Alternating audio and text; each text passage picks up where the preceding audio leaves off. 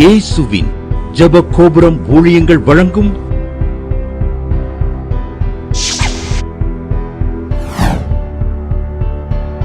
நம்பிக்கையிலே சந்தோஷமாயிருங்கள்.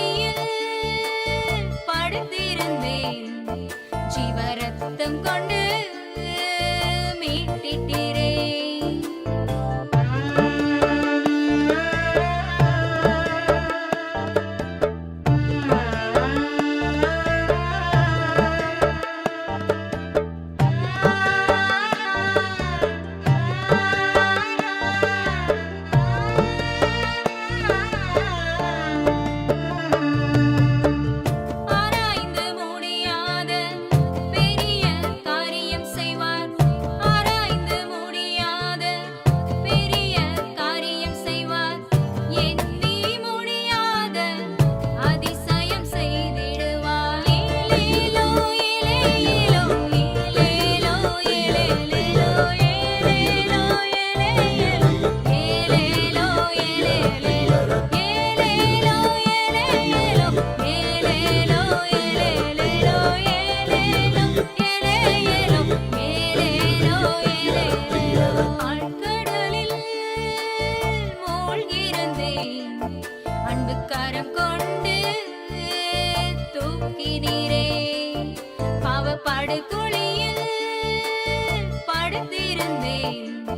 ஜீவரத்தம் கொண்டு மீட்டிட்டீரே.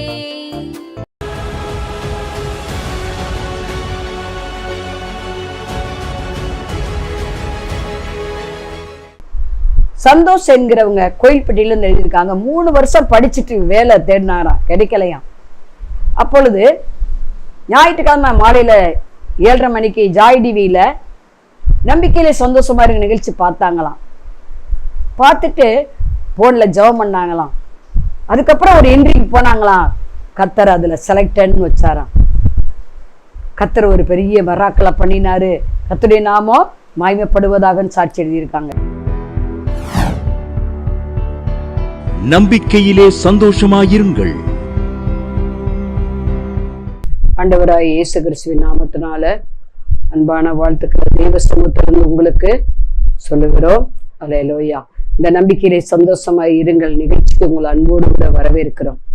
ஒவ்வொரு ஞாயிறு மாலை 7:30 மணிக்கு ஜாய் டிவியில நம்பிக்கையிலே சந்தோஷமா இருங்கள் நிகழ்ச்சி ஒளிபரப்பப்பட்டு வருகிறது. ஒவ்வொரு வெள்ளிக்கிழமையும் காலையில 8:15 நம்பிக்கை டிவியில நம்பிக்கையிலே சந்தோஷமா இருக்க நிகழ்ச்சி ஒளிபரப்பப்பட்டு வருகிறது.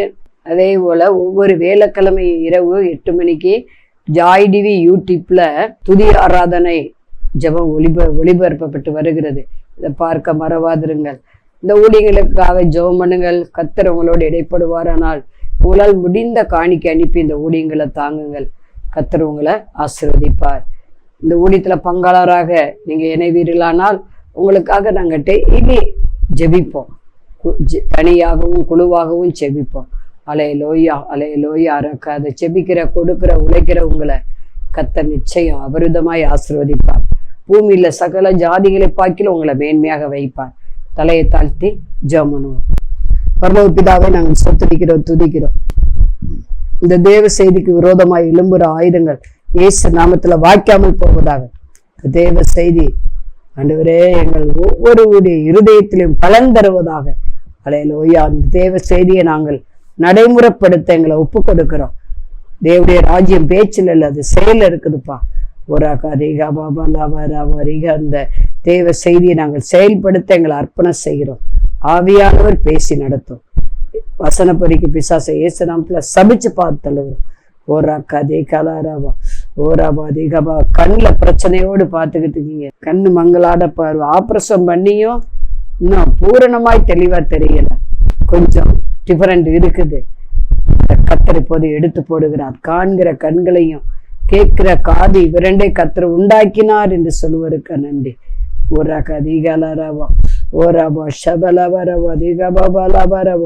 Thank you Jesus, thank you Jesus. Oh thank you thank you thank you Jesus. Hallelujah hallelujah. அந்த வர வேண்டிய பொருளை நான் சீக்கிரமே மீட்டு தருவேன். பொருள் வாங்கிட்டு கொடுக்கல, பணம் வாங்கிட்டு கொடுக்கல. ஜெபம் பண்ணிக்கிட்டு இருக்கீங்க, கேட்டுக்கிட்டு இருக்கீங்க. அலையலோயா. இந்த தாரே அந்த தாரேன்னு ஏமாத்துறாங்க. ஆனா கர்த்தருடைய ஆவியானவர் அதை நான் அவர்களிடமிருந்து எடுத்து உங்களுக்கு தருவேன் என்று சொல்வதற்கா நன்றி. இயேசு நாமத்தில் பிதாவே, ஆமென். செய்தியுடைய தலைப்பு ஏசாயா 45:14. அதாவது எகிப்தியருடைய சம்பாத்தியமும் எத்தியோப்பியருடைய வர்த்தக லாபமும் சபேரியருடைய வர்த்தக லாபமும் உன்னிடத்திற்கு தாண்டி வந்து உன்னுடையதாகும். பாருங்க, 3 வித நபர்கிட்ட இருந்து ஆண்டவர் பறிச்சு நம்ம கிட்ட கொடுக்கிறேன்னு வாக்கு பண்ணாரு.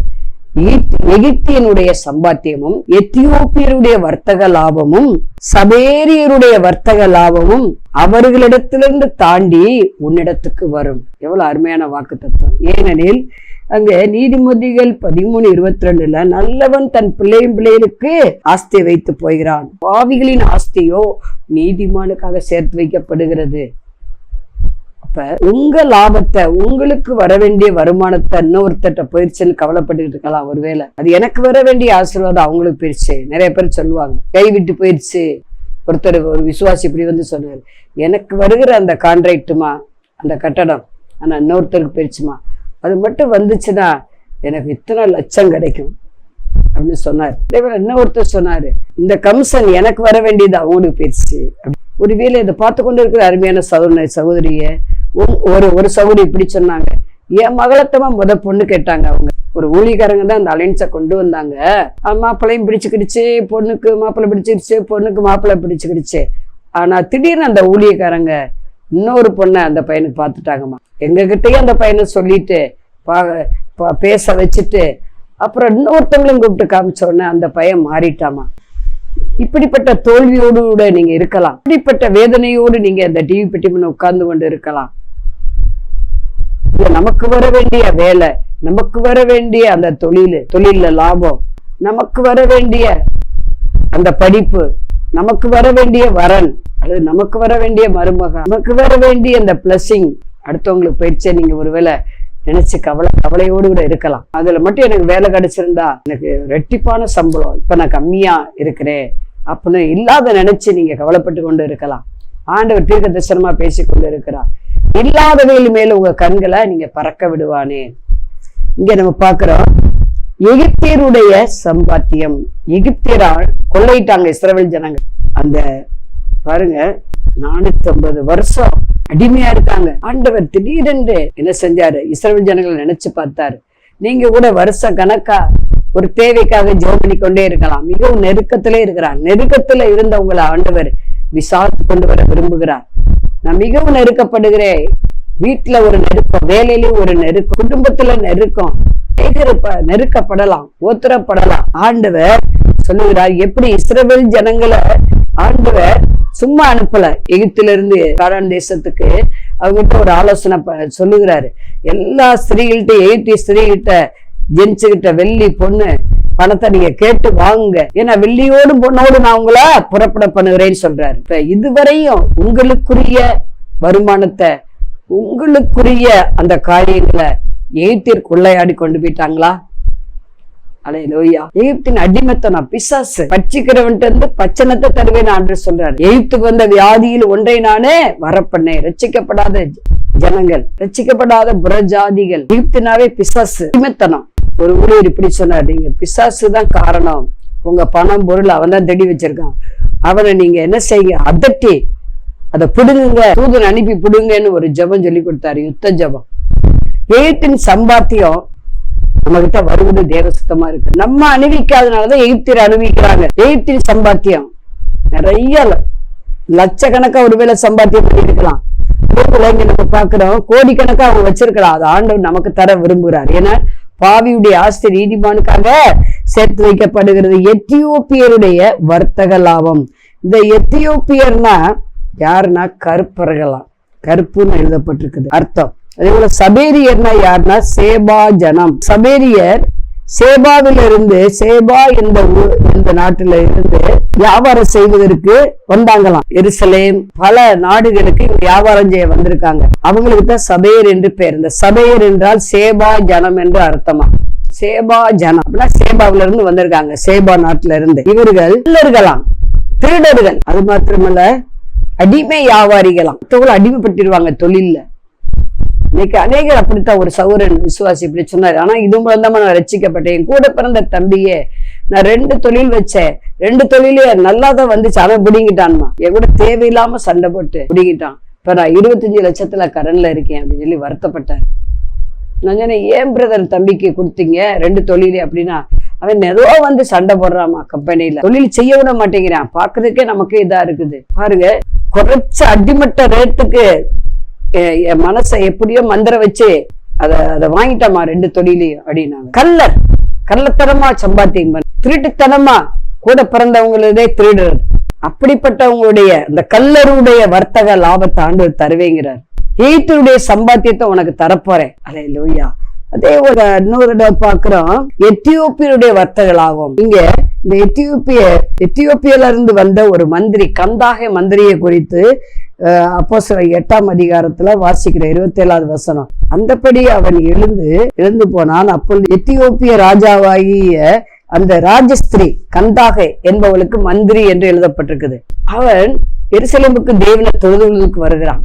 பாருங்க, ராஜா வரும்போது, ஒரு மந்திரி வரும்போது சும்மா வருவாரு, நிறைய பொண்ணு பொருள் பணம் எடுத்து பத்திரங்கள் எல்லாத்தையும் கொண்டு வந்திருக்கணும். தென் தேசத்து ராஜஸ்திரீ காணிக்க கொண்டு வருவான்லாம் எழுதப்பட்டிருக்குது. இங்கே கந்தாகையுடைய மந்திரி அவன் எருசலேமுக்கு தேவனை தொழுது கொள்கிற வருகிறான்.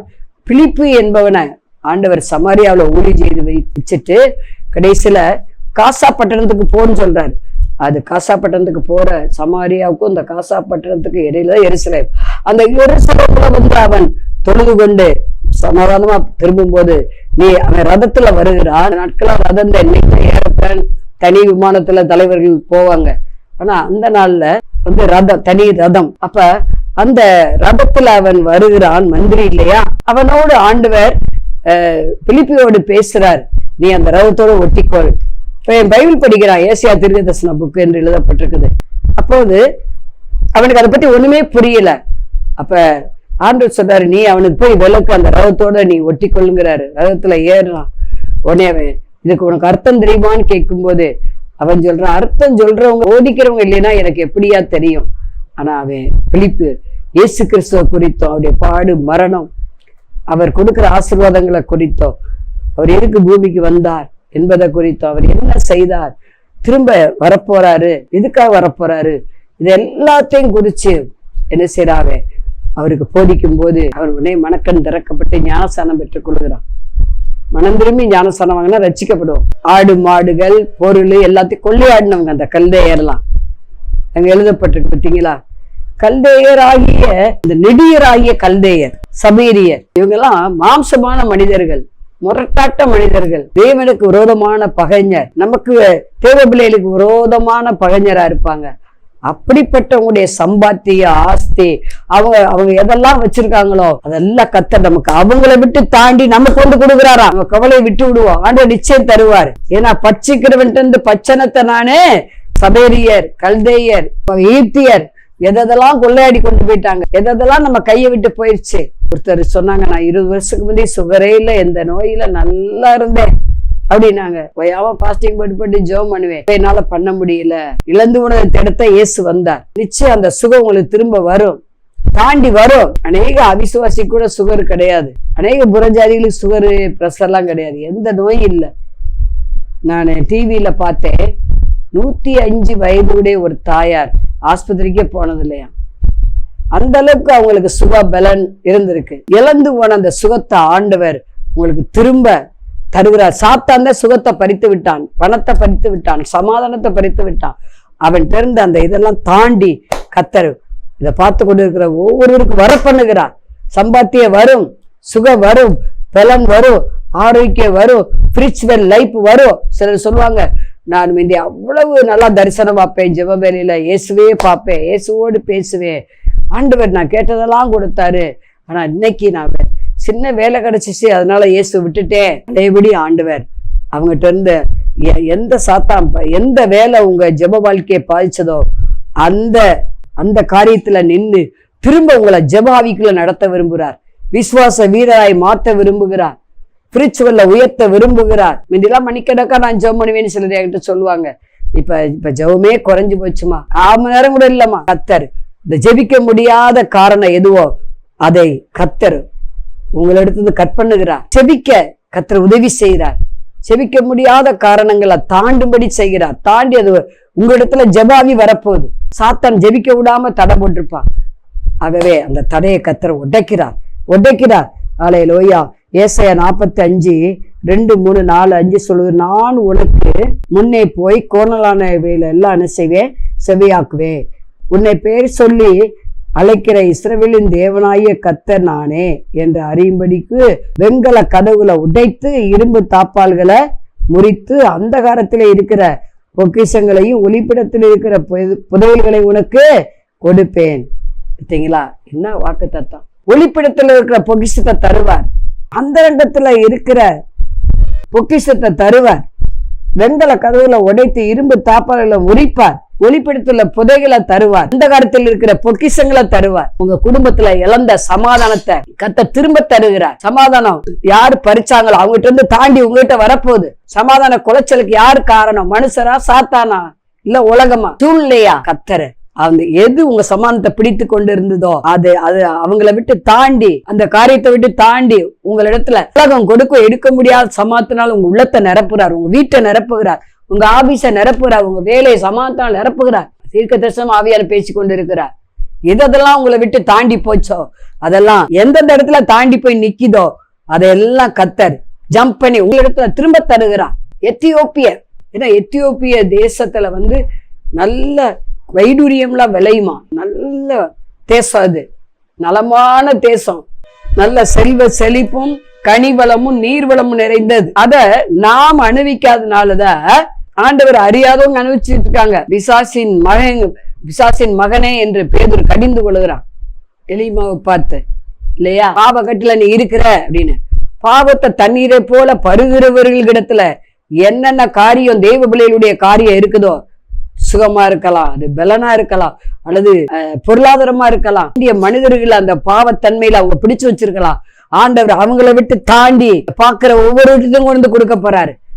எனக்கு வேண்டிய பாட்சி அங்க போயிடுச்சு, எனக்கு தான் வேண்டிய உதவி செஞ்சாங்க, இப்ப அங்கிட்டு மாறிட்டாங்கன்னு ஒருவேளை சொல்றீங்களா? அவங்கள இடத்துல தாண்டி உங்க இடத்துல வரப்போகுது. அந்த மனிதர்கள் உங்களுக்கு உதவியா வரப்போறாங்க. நீங்க இழந்து போன அந்த செல்வம் திரும்ப உங்களுக்கு வரப்போகுது. இழந்து போன வீடு உங்களுக்கு 2 மடங்கு தாண்டி வரப்போகுது. அலையலோயா ரக்காதா. ஐயோ, என் ஜெப வாழ்க்கையே போச்சு நினைக்கிறீங்களா? விடிய ஜெபிக்கும்படி ஆண்டவர் இந்த ஜெபிக்க முடியாத பிரச்சனையை தாண்டி இல்ல ஜெப வீராங்கனை, ஜெப வீரர் என்கிற நெற்றியில அடையாளத்தாண்டோர் போட விரும்புகிறார். இந்த செய்வனை எப்ப என்னை விட்டு போகுது, இந்த மந்திர காட்டுகள் எப்ப என்னை விட்டு உடைய போகுது. ஆண்டவர் தீயின் தண்ணீரை நீங்க கடந்து வந்துருவீங்க, தாண்டி வந்துருவீங்க. செழிப்பான நீரூற்றுல கொண்டு உங்களை ஆண்டவர் அப்படியே கொண்டு அமர பண்ணுகிறார். அமர்ந்த தண்ணீர் உங்களை நடத்துகிறார் ஆண்டவர். எகிப்தின் சம்பாத்தியம் உங்களுக்கு திரும்ப வரப்போகுது. எத்தியோப்பிய வர்த்தக லாபம், அவங்க கொள்ள நிறைய அவங்களுக்கு பணம் இருக்கலாம், கோடிக்கணக்கா தாண்டி அது உங்ககிட்ட வரப்போகுது. அல்லேலூயா. எத்தியோப்பிய வர்த்தக லாபம், உங்களுக்கு வர வேண்டிய லாபத்தை சாத்தான் திருடி வச்சிருக்கானா, உங்களை பயிக்கிற மனுஷத்தை இருக்குதா, அத அவங்களை விட்டு தாண்டி உங்க இடத்துல வரப்போகுது. ஒளிப்படத்துல பொக்கிஷத்தை உங்களுக்கு தரப்போறார். அந்தரங்கத்துல இருக்கிற புதையில உங்களுக்கு தரப்போறார். சொல்லுவாங்கல்ல புதையிலான்னு, ஆண்டவர் அப்படி தரப்போறார், நிச்சயம் தருவார். அல்லேலூயா அல்லேலூயா. எவ்வளவு நீங்க குறைபட்டீங்களோ இயேசு அதெல்லாம் பல மடங்காய் உங்களுக்கு தந்து உயர்த்துகிறார். தாழ்த்தி ஜெபம் பண்ணுவோம். பரலோக பிதாவே, நாங்கள் உம்மை ஸ்தோத்திரிக்கிறோம், துதிக்கிறோம். ராகா தீகாபாலாவ எகிப்தின் சம்பாத்தியமும் எத்தியோப்பியுடைய வர்த்தக லாபமும் அபேரியருடைய வர்த்தக லாபமும் சம்பாத்தியமும் அவர்களை விட்டு தாண்டி இதை பார்க்கிற ஒவ்வொரு இடத்துக்கு வரப்போகுது. நிச்சயம் வரும், மெய்யாகவே வரும். ராக்கா தீகாபாபாலா ஓராபா தீகாபாபா ஓரே பௌடவராபா சபால் ஓராபோ தீகாபாபாலாபா தீகௌதகலாபாரா. ஓ தேங்க்யூ ஜீசஸ். ஹல்லேலூயா ஹல்லேலூயா. ரகாத வறட்சியை நான் மாற்றுகிறேன்னு சொல்லுகிறேன். வறண்ட நிலத்துல ஆறுகளையும் அவாந்தரத்துல வழியும் வறண்ட நிலத்துல ஆறுகளை ஊற்றுகிற கர்த்தர், வறட்சியான வாழ்வை கர்த்தர் நீக்கி போடுகிறார். ஒரு செழிப்புள்ள லைஃபா உங்க லைஃபை மாத்துகிறார். ரெக்கா தீகா பாபாலா வரவு உங்க ஆத்மாவை நன்மையினால திருப்தி ஆக்குவேன்னு சொல்லுகிறார். அல்லேலூயா. ரகாதி ஓராபோ தீகா பாபாலா வரவு. இதோ கண்ணீரை பாக்குறேன் ஆண்டவரே, என் கண்ணீரை நீ துருத்திடல்லவோ சேர்த்து வைக்கிறேன், என் கண்ணீருக்கு நீ பலந்தாருன்னு சொல்லி ஜெபிக்கிறீங்க. உன் கண்ணீரை கண்டேன், உன் விண்ணப்பத்தை கேட்டேன் என்று கர்த்தர் சொல்லுகிறார். அல்லேலூயா அல்லேலூயா. பயப்படாத மகளே, நீ வேண்டிக் கொண்டதெல்லாம் உனக்கு நிச்சயம் செய்வேன் என்று ஆவியில சொல்லிருக்கா. நன்றி இயேசு நாமத்தை பிதாவே.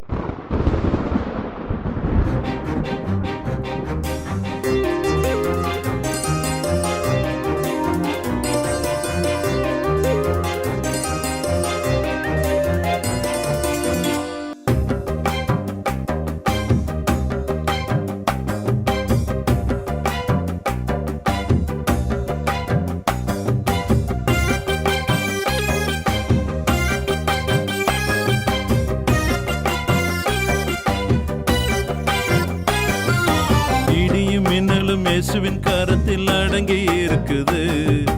நட்சத்திரங்கள் திரளாக ஜொலி ஜொலிக்குது. இடியும் மின்னலும் இயேசுவின் கரத்தில் அடங்கி இருக்குது. நட்சத்திரங்கள் திரளாக ஜொலி ஜொலிக்குது. வல்லமையும் அவர் கரத்தில், மகிமையும் அவர் கரத்தில், அதிசயங்கள் அவர் கரத்தில், எல்லாமே அவர் கரத்தில் அடங்கி இருக்குது. வல்லமையும் அவர் கரத்தில், மகிமையும் அவர் கரத்தில், அதிசயங்கள் அவர் கரத்தில், எல்லாமே அவர் கரத்தில் அடங்கி இருக்குது.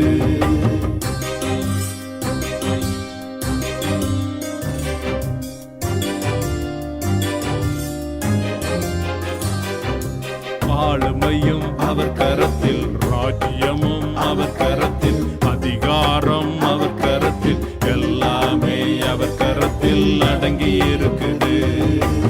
ஆளுமையும் அவர் கரத்தில், ராஜ்யமும் அவர் கரத்தில், அதிகாரம் அவர் கரத்தில், எல்லாமே அவர் கரத்தில் அடங்கி இருக்குது.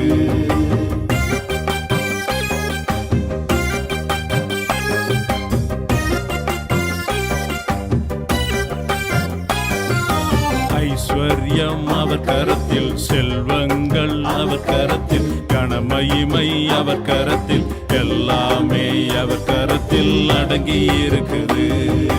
ஐஸ்வர்யம் அவர் கரத்தில், செல்வங்கள் அவர் கரத்தில், கனமகிமை அவர் கரத்தில், எல்லாமே அவர் கரத்தில் அடங்கி இருக்குது.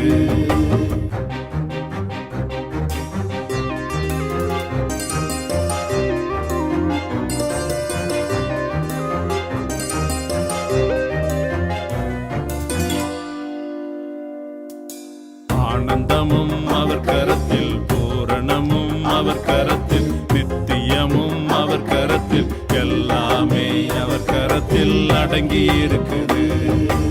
ஆனந்தமும் அவர் கரத்தில், பூரணமும் அவர் கரத்தில், நித்தியமும் அவர் கரத்தில், எல்லாமே அவர் கரத்தில் அடங்கி இருக்குது.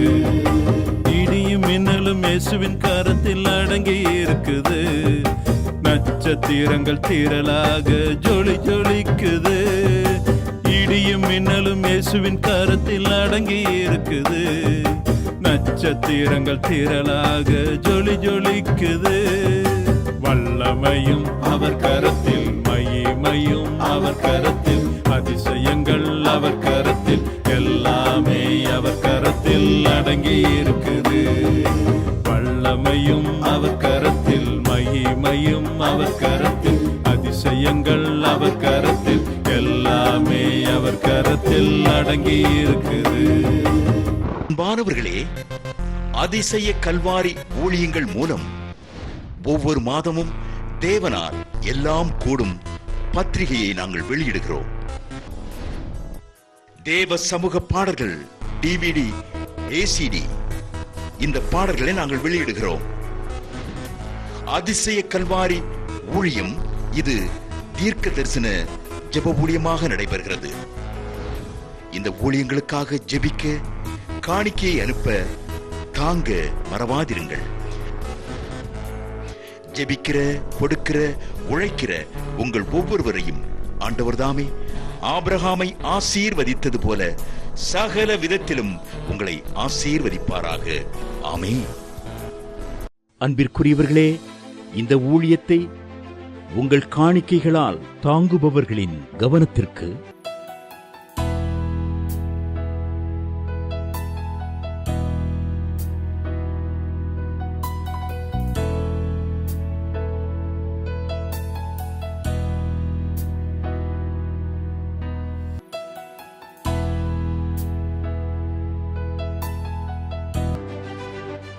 எங்களது முகவரி சகோதரி எலிசபெத் சுந்தர்ராஜன், எண் 27, பொதிகை தெரு, குழந்தைச்சாமி நகர், வண்டியூர், மதுரை 20. செல்போன் எண்கள் 9484177765 9095328172 மற்றும் 9443930850.